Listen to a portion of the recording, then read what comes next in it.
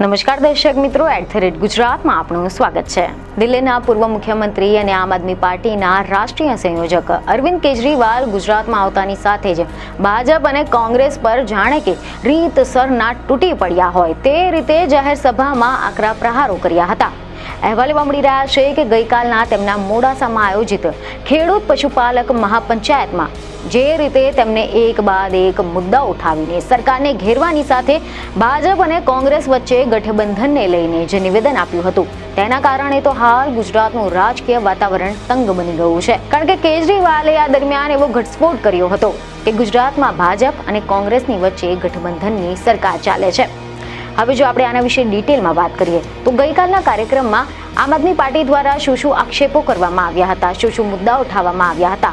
તો સૌપ્રથમ તમને જણાવી દઈએ કે તાજેતરમાં ગુજરાત અને પંજાબમાં યોજાયેલી વિધાનસભાની પેટા ચૂંટણીમાં જે સકારાત્મક પરિણામો મળ્યા છે તેના બાદથી જ આમ આદમી પાર્ટી હવે બંને રાજ્યોમાં પોતાની પકડ મજબૂત કરવામાં વ્યસ્ત થઈ ગઈ છે.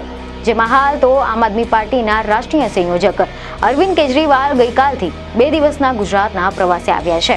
જેમાં તેમની સાથે પંજાબના મુખ્યમંત્રી ભગવંત માન પણ આવ્યા છે. જેમાં ગઈકાલે તેમને મોડાસામાં આયોજિત ખેડૂત પશુપાલક મહાપંચાયતમાં હાજરી આપી હતી.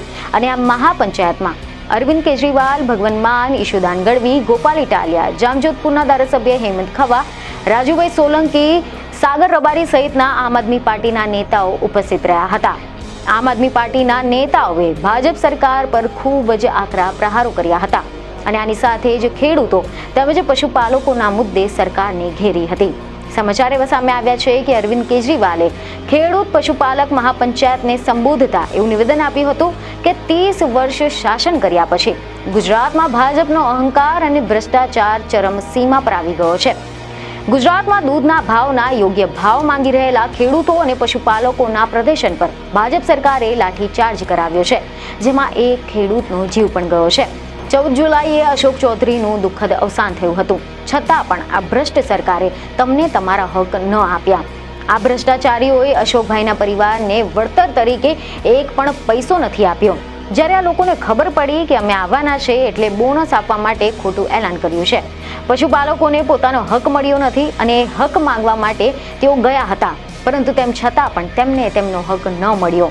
ભાજપના લોકો ગરીબ ખેડૂતોના હકના પૈસા લૂંટીને મોટા મહેલો બનાવી રહ્યા છે.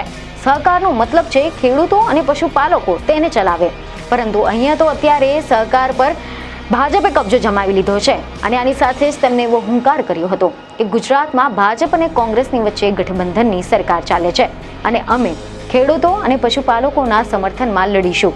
30 વર્ષથી અહીંયા તાનાશાહીનું રાજ છે. કોંગ્રેસ પણ ભાજપની સાથે મળેલી છે. અમે ગુજરાતના લોકોની પીડા સમજ્યા છે અને એટલા જ માટે અહીંયા આવ્યા છે. હવે તે ગુજરાતમાં આમ આદમી પાર્ટી જ વિપક્ષ છે.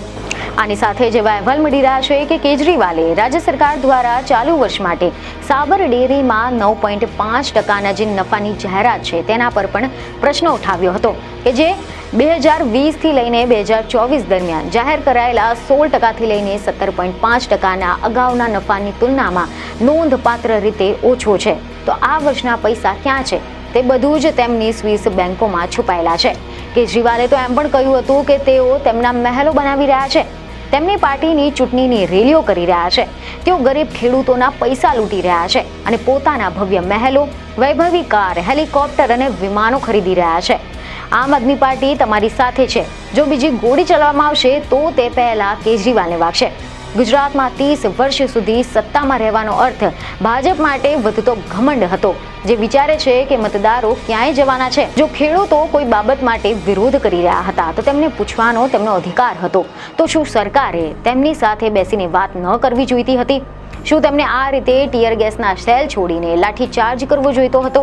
આની સાથે જ તેમણે ગઈકાલે એવી જાહેરાત કરી હતી કે ડેડિયાપાડામાં પણ ચેતરભાઈ વસાવાના સમર્થનમાં આયોજિત સભામાં તેઓ અને ભગવંત માન ઉપસ્થિત રહેવાના છે.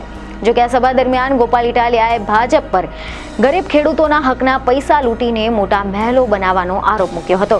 એવા સમાચાર સામે આવ્યા છે કે ગોપાલ ઇટાલિયાએ જણાવ્યું કે ખેડૂતો અને પશુપાલકોના મહેનતના અને હકના પૈસા ચોરી કરીને CR પાટીલે ગુજરાતના ખૂણે કમલમ બનાવવા માટે જમીનો ખરીદી છે. તેમણે વાત પર દુઃખ વ્યક્ત કર્યું હતું કે આપણા દેશને આઝાદ થયે 75 વર્ષ થઈ ગયા પછી પણ આજે જો ખેડૂતો પશુપાલક મહાપંચાયત કરવી પડે તો એ એક દુર્ભાગ્યની બાબત છે.